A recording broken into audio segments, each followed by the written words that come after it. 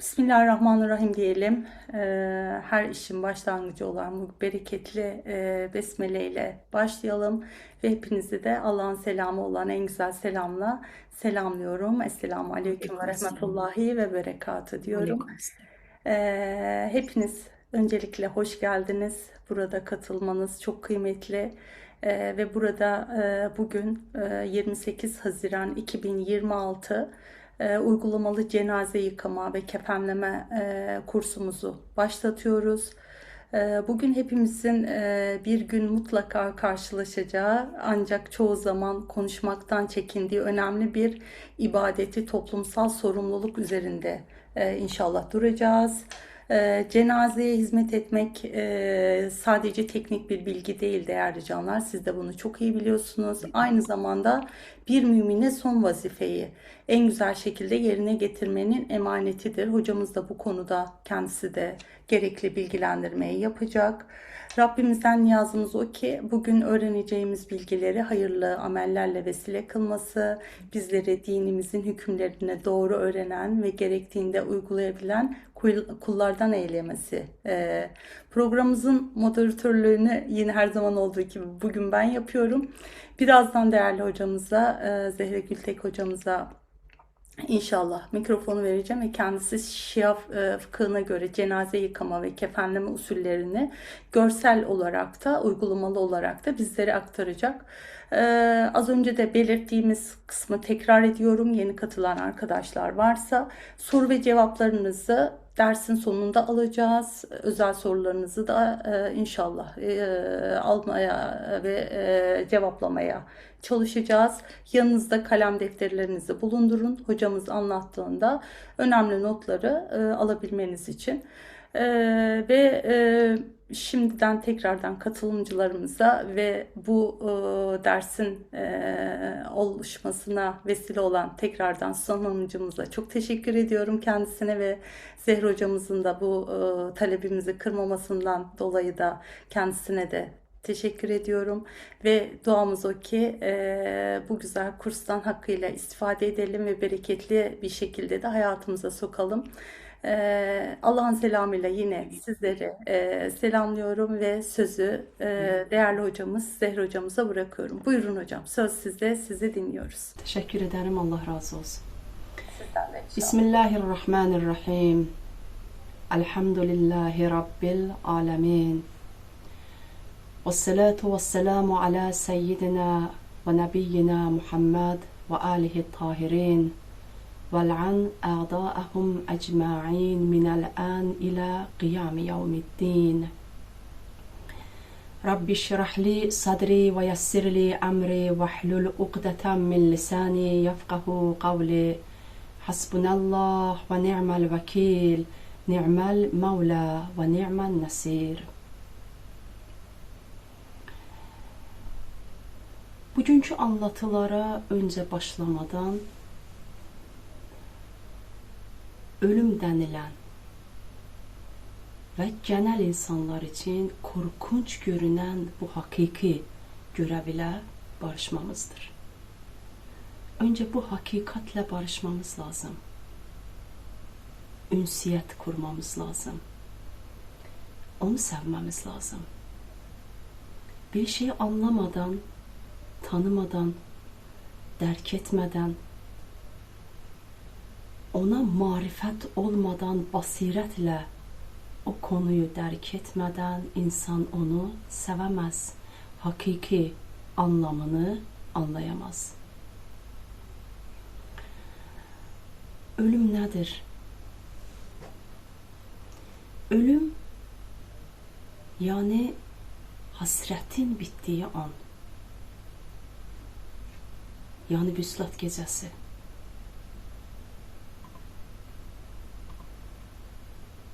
Ölüm yani sevgiliyle kendi sevgilisine koşanın son nefesi. Ona kavuşmanın tarifsiz coşkusu. Yani huzur nefesi. Yani cemale yolculuk. Ölüm bir ayrılık değil, kavuşma anıdır. Rabbine aşık olan kul ömrünün son deminde bir vedayı değil, bin bir özlemle beklediği kavuşma anını yaşar. Gözleri perdeyi aralar. Ya Rabbi, geldim der. Sesi titrer ama neşeyle. Her hücresi onun cemalını göreceği için coşar. Can tenden süzülürken acı değil, tarifsiz bir tatlılık sarar benliğini. Ruh yukarı çekilirken melekler saf tutar. Gül kokulu rüzgarlar eser. Bir an gelir, zaman durur. O anda aşık, işte şimdi onu görüyorum diye fısıldar. Dünya silinir. Sadece ve sadece o kalır. Hasret biter. Huzur başlar. Gözyaşları neşeye dönüşür. Bu ona koşanın ilk nefes alışıdır gerçek hayat için. Ve o an hakiki aşık Kur'an-ı Kerim'in şu hitabıyla taçlanır. Ya eyyetuhan nefsul mutmainnah. Ey mutmain, yani itminana ermiş nefis. İrci'i ila rabbiki radiyeten merdiyeh. Hoşnut olarak ve hoşnut olunarak Rabbine dön. Aşık için ölüm hasretin bittiği sevgiliye kavuşulan düğün gecesidir. Değerli arkadaşlar, bu müjdeleri gönlümüze nakşedip koruyalım. Ve kalbimizin derinliklerinde kodlanmamız gereken şu cümleye yakin edelim. Ölüm seven için ayrılık değil, vuslattır.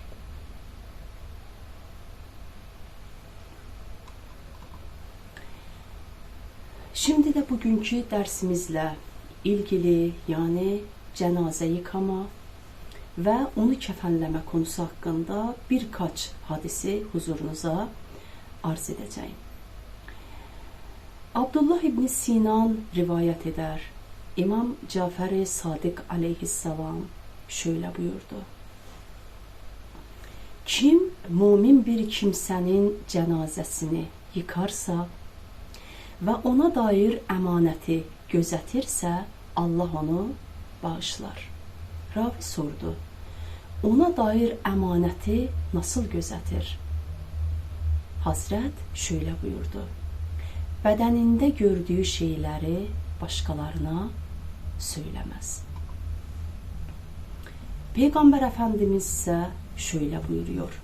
Her kim bir ölüyü kefenlerse Allah onu cennetin elbiseleriyle, yani sündüz ve hariri ile giydirir. İmam Cafer Sadık aleyhisselamdan da yine şöyle nakledilmektedir.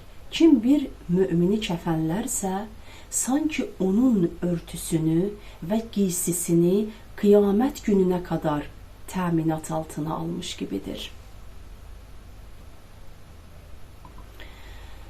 Şu anda bugün işlediğimiz hükümler şehit Ayetullah'el Üzma Hamene'nin fetvalarına göre hazırlanmıştır. Ölmek üzere olan kişinin buna muhtazar denir. Hükümlerine değineceğiz. Bir Müslümanı ölüm anında sırt üstü ve kıbleye yönelik olarak ayak tabanları kıble tarafına gelecek şekilde yatırmak uygundur. Birçok fakih bu işlemin gücü yetiyorsa ölmek üzere olan kişinin kendisine, değilse diğerlerine vacip olduğunu belirtmişlerdir. Ve bu konuda ihtiyatı terk etmemek gereklidir. Başka bir hüküm, ölüye dokunmanın guslü. Eğer bir kimse soyumuş ancak henüz yıkanmamış olan bir insan cesedine dokunur veya el, ayak, yüz ve vücudunun başka bir yerini cesedin herhangi bir yerine değdirirse, namaz ve benzeri ibadetler için gusletmesi gerekir. Buna messi meyyit guslü, yani ölüye dokunmak guslü denir. Burada dikkat etmemiz gereken bir nokta var. Soğuduktan ve yıkanmadan önce cesetten ayrılmış bir organa dokunmak, cesedin kendisine dokunmak hükmündedir. Başka bir nokta ise canlı bir kişiden ayrılmış bir organa dokunmak gusül gerektirmez.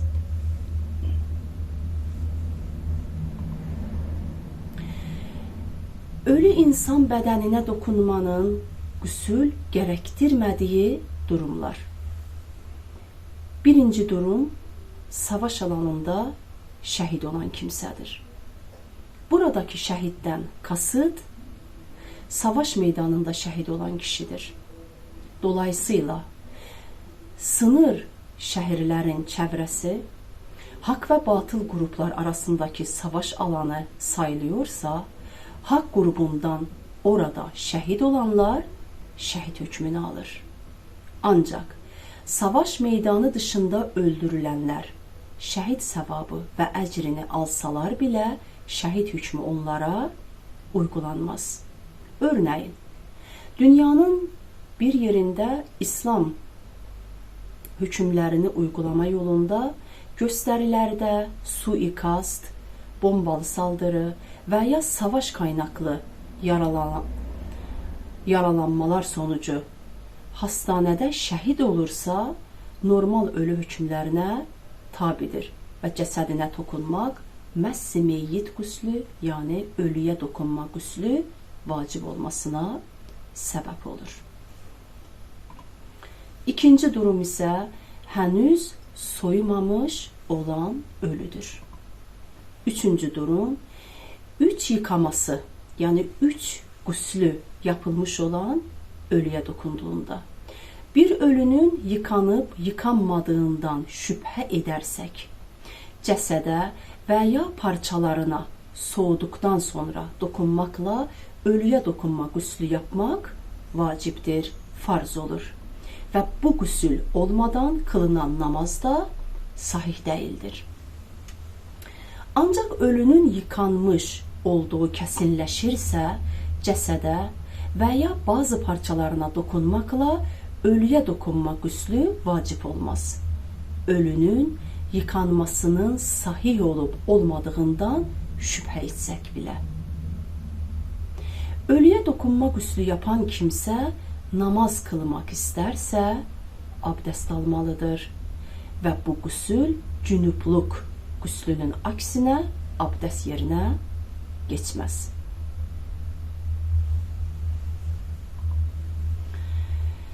Ölümden sonraki vacip işlemler.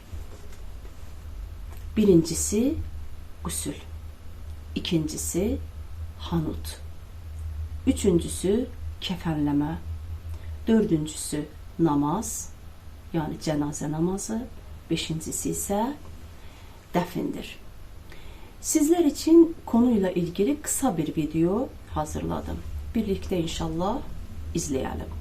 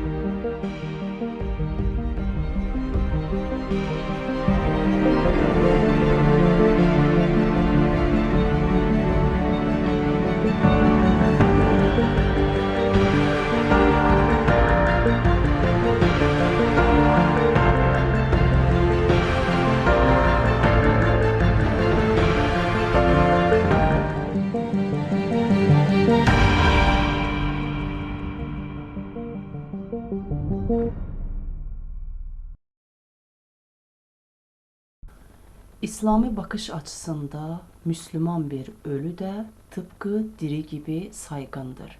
Müslüman bir ölüye saygı, İslam şeriatında vacip kılınmış olan gusül, hanut, kefenleme, namaz, dəfn etmə gibi fiillerle gösterilir ve tüm mükellefler bu konuda sorumludur. Müslüman bir ölünün yıkanması, kefenlenmesi, namazının kılınması ve dəfn edilmesi kifayi vaciptir. Yani her mükəlləfə vaciptir. Ancak bazıları yaparsa diğerlerinden düşer. Eğer hiç kimse bu görevi yerine getirmezse herkes günahkar olur. Diğer önemli bir hüküm şu ki, ölünün yıkanması, kefenlenmesi, cenaze namazı ve dəfn edilmesi için velisinden yani vilayet sahibinden izin almak gerekir. Ölünün velisi baba, anne ve çocuklar ve bu sırayla diğer mirasçı sınıflardır. Kadın ölüde kocası diğerlerinden önce gelir. Ölüye 3 gusül yapmak farzdır. Birincisi, içine biraz sidir karıştırılmış su ile. İkincisi, içine biraz kafur karıştırılmış su ile. Üçüncü guslü ise katkısız yani saf su ile gusül verilmelidir. Ölüyü yıkayacak yani gassalın şartları. Birincisi, İsna Eşeriye yani 12 imam Müslüman olmalıdır. 12 imamı kabul eden bir Müslüman olmalı. İkincisi, balik yani ergen olması. Üçüncüsü, akıllı olması. Dördüncüsü, gusül ile ilgili meseleleri bilmesi. Beşincisi ise, eğer ölü erkekse onu bir erkek yıkamalı. Eğer kadın ise onu bir kadın yıkamalıdır. Ölü guslündə də diğer ibadetler gibi niyet gereklidir. Yani qassal bu işi Allah'ın emrine uyma niyetiyle yapmalıdır. Yıkanması vacip olan cenazeler. Müslüman kadın ve erkek cenazesi, Müslüman bir çocuk cenazesi ve 4 ayını tamamlamış Müslüman düşük çocuğu. Yani 4 ay tamamlanmamış bir çocuk için gusül vacip değildir. Ölünün vücudunda bir yer necis olmuşsa o bölge yıkanmadan önce su ile temizlenmelidir. Sidir ve kafurun miktarı dengeli olmalıdır. Yani ne çok fazla ne de çok az. Böylece hem su müzaf yani karışık sayılmasın, hem de suyun sidir ve kafurla karışım olarak kabul edilmesi sağlansın. Cenazeni yıkamadan önceki bazı detaylara değinelim. Cenaze yıkanırken baş ve omuz kısmının yer seviyesinden hafifçe yükseltilmesinin kirli suyun vücudun diğer bölgelerine ulaşmasını önlemek için müstehap olduğu görüşündedir.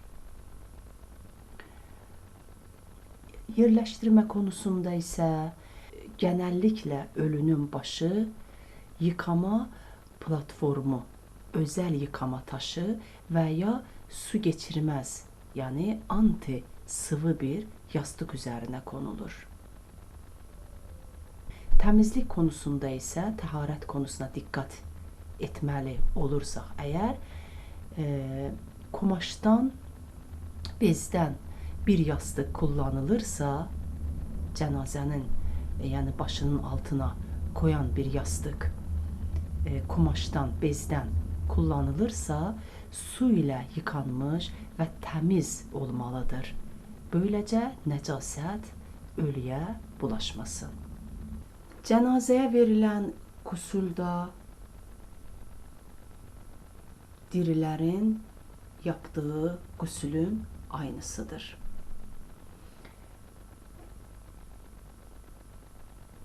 Genel fakihlərin görüşünə görə bir cənazəyə irtimasi deyil, tərtibi qusul yapılmalıdır.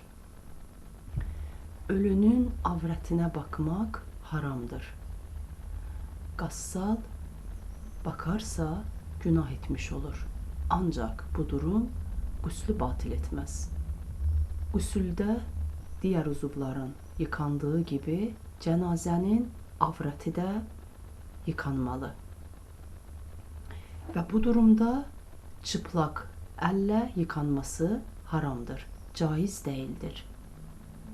Qassal əldiven giyməli və cənazənin üzərinə örtülmüş parçanın altından əldiven giymiş əli ilə cənazənin avrətini, hər tarafını yıkaması gerekir.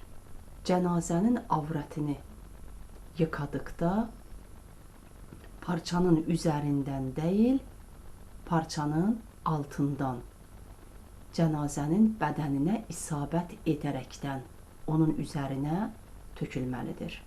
Və qassal parçanın altından cənazənin avrətini, istər önünü, istər arkasını iyice yıkayıp gusül yapmalıdır.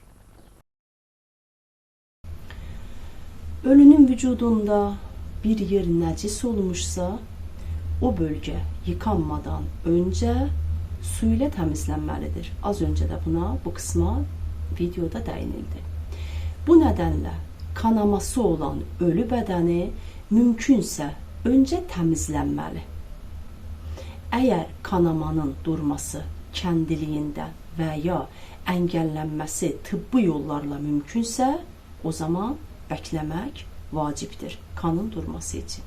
Və yaxud da ölünün başqa yerlərində, dırnağının üzərində bir yapıştırılmış herhangi bir boya olursa veya takma tırnak olursa, bədəninin herhangi bir yerində yapıştırılmış və suyun bədəninə isabət etməsinə maneə yaratan bir nəsnə, herhangi yapışkan olursa, onların hepsi giderilməli və təmizlənməlidir. Hatta ölünün barmaqlarının arasına, dırnaqlarının arasına uzun olmasına və kısa olduğunda kirli olmasına, onların hepsine baştan tırnağa kadar kontrol edilməli. Qusullərdən öncə bunların hepsi giderilməli, təmizlənməli və su ilə herhangi bir yolla təmizlənirsə, mümkün olduğu takdirdə təmizlənməli. Təmizləndikdən sonra və təmiz olduğuna yakin edildikdən sonra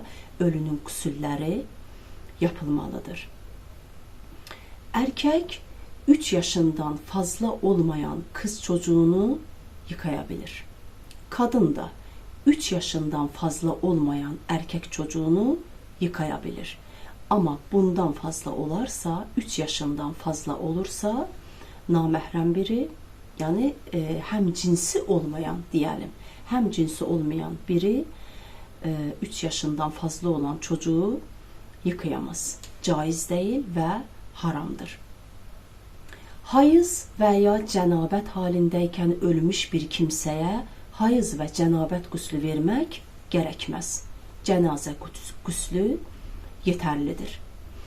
Cənazə yıkamak için ücret almamak farzdır. Ücret alınırsa haramdır.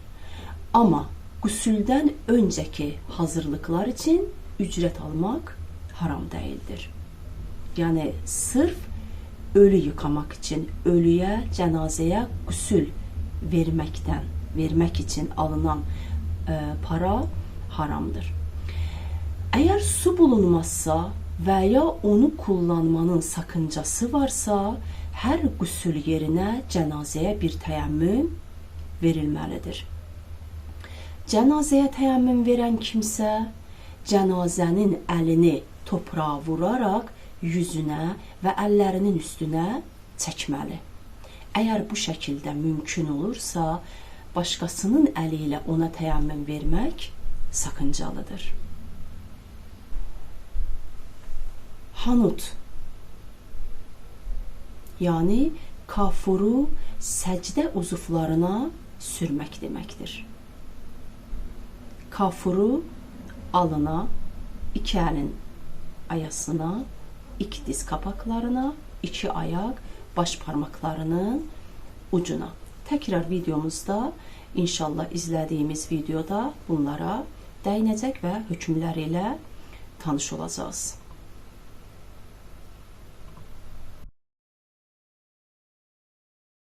Cenazeye gusülden sonra hanut yapmak vaciptir.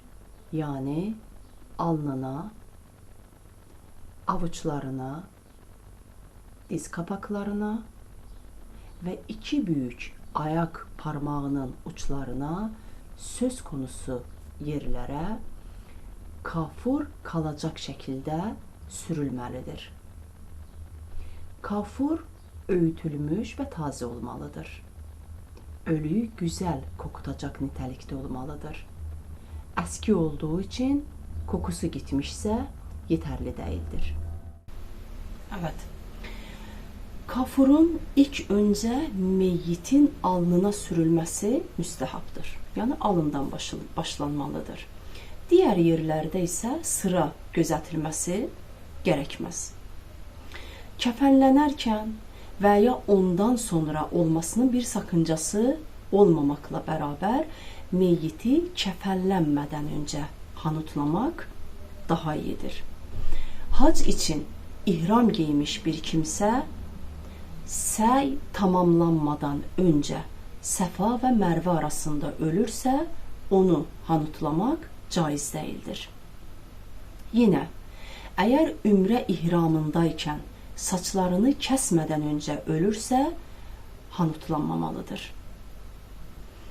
Başka bir hüküm, kocası ölen ve iddeti bitmemiş olan bir kadının her ne kadar güzel koku sürmesi haram ise de ölürse hanut sürmek farzdır. Meyyiti amber, misk, ud ve diğer ıtırlarla güzel kokulu yapmak veya hanut için bunlarla kafuru karıştırmak mekruhtur. Ama Hazreti Seyyid-i Şüheda'nın türbetinden bir miktarla kafuru karıştırmak müstehaptır.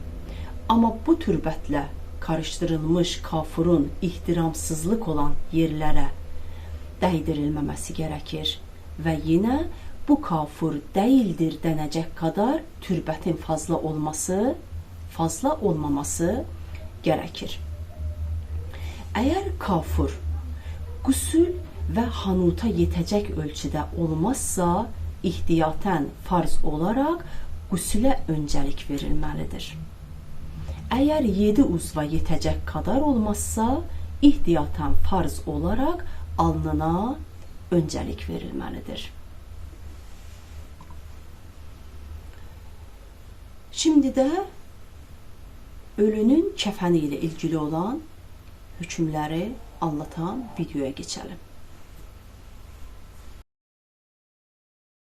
Cenazenin gusül işi tamamlandıktan sonra cenazeyi 3 parça ile kefenlemek farzdır. Birincisi peştemal, ızar. Belden bacaklara kadar olan bölüme sarılır. Müstehap olan şu ki göğüsten ayakların üzerine kadar örtülsün. İkincisi gömlek, kamis. Omuzlardan baldırlara kadar olan bölümü kapsayacak şekilde arkalı, önlü sarılır. Üçüncüsü, bedenin tamamını bürüyen örtü, lifafedir. Baştan ayağa kadarki kısmı tamamen kapatması gerekir. Şöyle ki baş ve ayak tarafları düğümlenebilecek kadar uzun olmalı. Eni ise bir tarafı diğer tarafının üzerine gelecek kadar olmalıdır. Kefen mübah ve halal olmalıdır.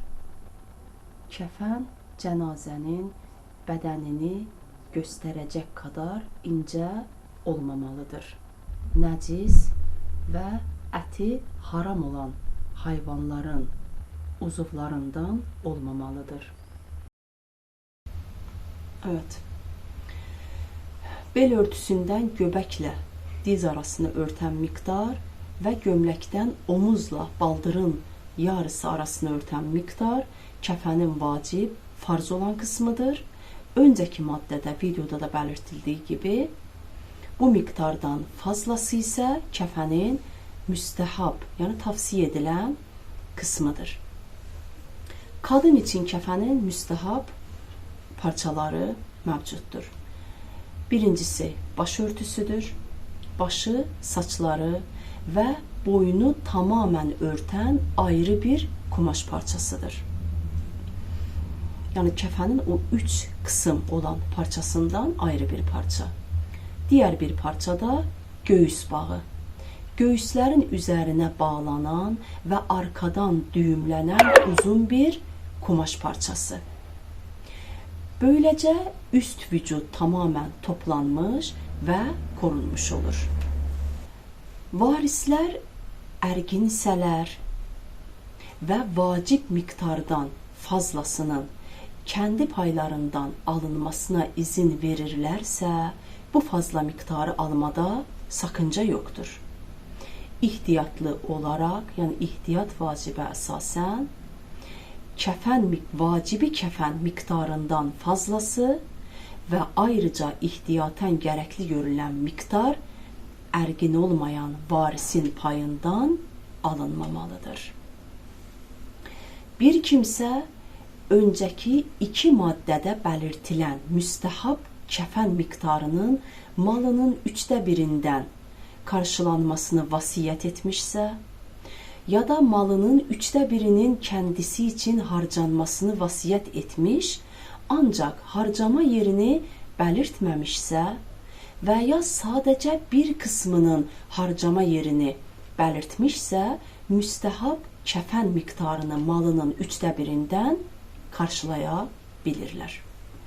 Eğer ölü kefenin malının 1/3'ünden karşılanmasını vasiyet etmemişse ölünün şanına uygun olan normal miktardaki kefen ve diğer dəfin vacibləri asıl malından karşılanabilir. Kadının kefeni kadının kendi malı olsa bile kocasına aittir.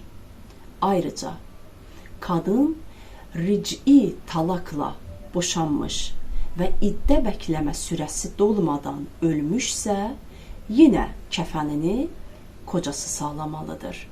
Eğer koca ergin değilse veya deli ise kocanın velisi kadının kefenini onun malından sağlamalıdır. Meyyitin sağ iken nafakasını təmin etmek yakınlarına farz olsa bile öldükten sonra kefenini təmin etmek onlara farz olmaz. İhtiyatlı olarak, yani ihtiyat vacibe esasen 3 kefen bezinin her biri ölünün vücudu altından görünecek kadar ince olmamalıdır. O videoda da belirlendi zaten. Çok önemli konulardan biridir. Başka bir bez bulunmazsa bile gasp edilmiş, yani başkasına ait olan bir şeyle kefenlenmek caiz değildir. Kefen gasp edilmişse ve sahibi razı değilse ölü dəfn edilmiş olsa bile kəfən çıxarılmalıdır. Ayrıca murdar, yəni nəcis hayvanın dərisi ilə də kəfənlənmək caiz deyildir. Aynı zamanda humusu ödənməmiş kəfənlə də kəfənlənməz. Öncə kəfənin humusu ödənməli, ondan sonra kəfənlənməlidir. Ölüyü nəcis bir şeylə və ya xalis ipək kumaşla kəfənləmək caiz deyildir. Ancaq məcburiyyət halində sakıncası yoxdur. Yine ihtiyatlı olaraq altın katqılı kumaşla da kəfənlənməməli, ancaq məcburiyyət halində buna izin verilir. Əti haram olan bir hayvanın yünü və ya kılından yapılmış kumaşla ihtiyar varkən, yəni imkan dahilində kəfənlənmək caiz deyildir. Ancaq əti helal olan bir hayvanın dərisi kendisinə əlbisə dəniləcək şəkildə işlənmişsə, onunla kəfənlənə bilir. Yine kəfən helal ətli hayvanın yünü və ya kılından yapılmışsa sakıncası yoxdur. Nə var ki, müstəhab ehtiyat, tavsiyə edilən ehtiyata görə bunlarla da kəfənlənməməlidir. Ölünün kəfəni kəndi nəcasəti ilə və ya başqa bir nəcasətlə nəcis olursa, kəfən zayi olmayacaqsa, nəcis olan qismi yıkanmalı və ya kəsilib atılmalıdır. Ancaq əgər kabrə konmuşsa, kəsib atmaq daha iyidir. Hatta ölüyü çıxarmaq ona saygısızlıq olacaqsa, kəsib atmaq o zaman vacib olur. Əgər yıkamaq və ya kəsmək mümkün deyilsə və kəfəni dəyişdirmək mümkünsə, dəyişdirilməlidir. Hac və ya ümrə üçün ihrama girmiş. İhrama girmiş olan kimsə ölürsə, diğer insanlar gibi kəfənlənir, başını və yüzünü örtmənin sakıncası yoxdur. Kişinin sağlığında kendi kəfənini sidir və kafur maddəsini hazırlaması müstəhapdır. İnsanın kendisi için aldığı kəfənlə babasını, annesini və ya hər hangi birini kəfənləməsinin də sakıncası yoxdur. Kadının qüsül, kəfən və dəfin işlərinə müdaxilə edəcək vəlisi kocasıdır. Ondan sonra meyyitdən miras alan erkeklərdir. Kadınlardan öncə erkeklər gəlirlər və miras almada öncəlikli olan kimsə bu işdə o öncəliklidir. Vəsselamu aleykum ve rahmetullahi ve berekatuhu.